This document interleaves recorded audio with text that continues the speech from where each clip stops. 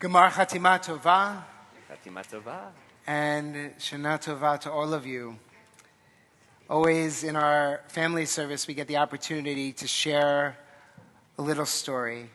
We get to share a little bit of the opportunity to have a moment amongst us for some learning, for some impact. And so I wanted to bring you this morning the starfish story.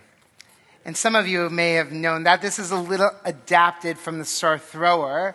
And believe it or not, it has incredible implication for Yom Kippur. And so I wanted to share with you a little bit in this morning.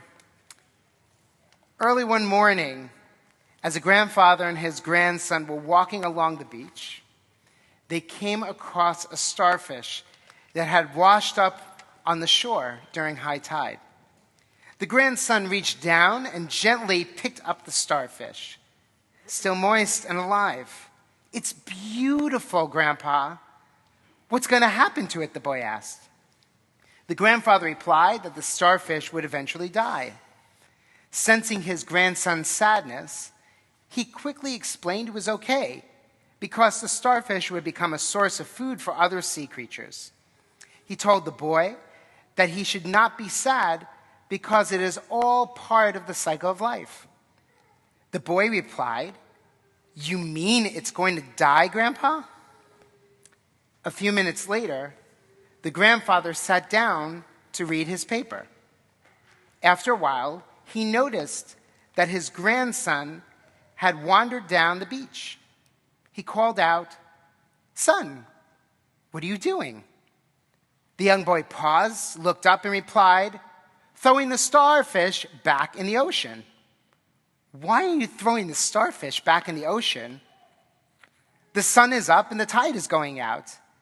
And if I don't throw them in, they'll die."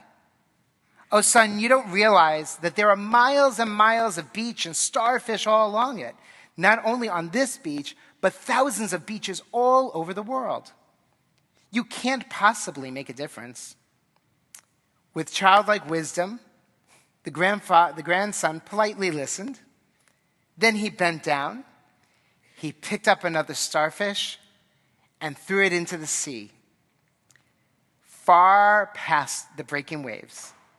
And the young boy said, "That is true, but I am making all the difference in the world for just this one."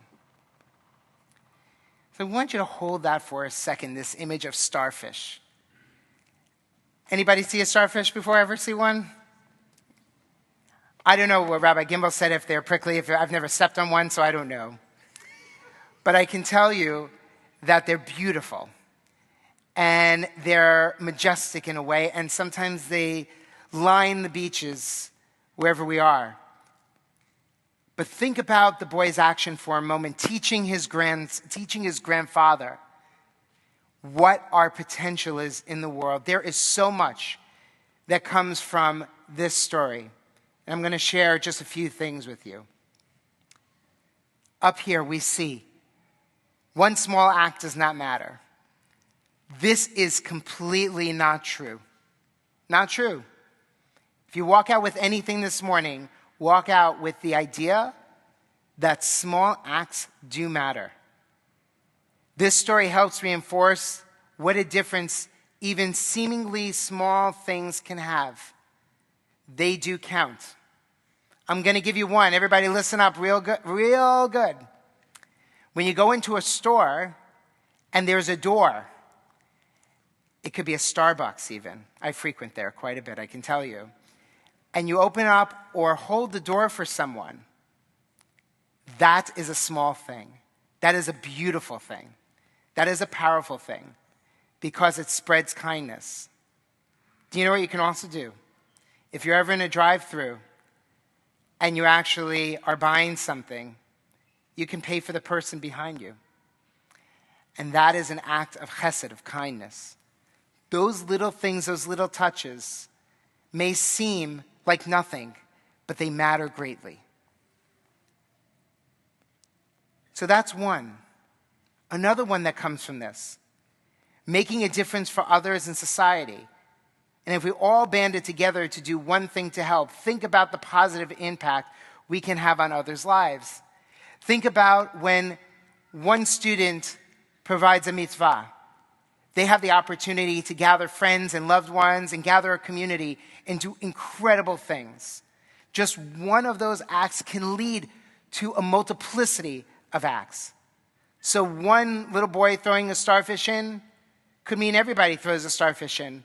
Last week when we were at Tashlich at La Jolla Shores, I saw a family picking up after and helping us do the reverse Tashlich. And then I watched 5 other families do it, and 7 and 10. And then I watched individuals come and do it because it has profound impact. Our way in the world and the little things we do have profound impact. The last 2, attitude and courage. Attitude and courage. And I add vulnerability. We talked about it last night.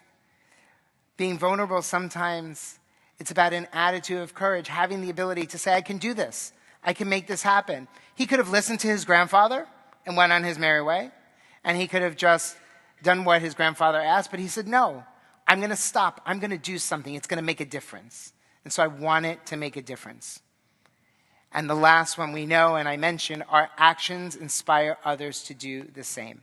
So not only if you see someone, then we gather more people, but every act we do, every time we have the ability to stop and think and listen and respond, we have the capacity to make change.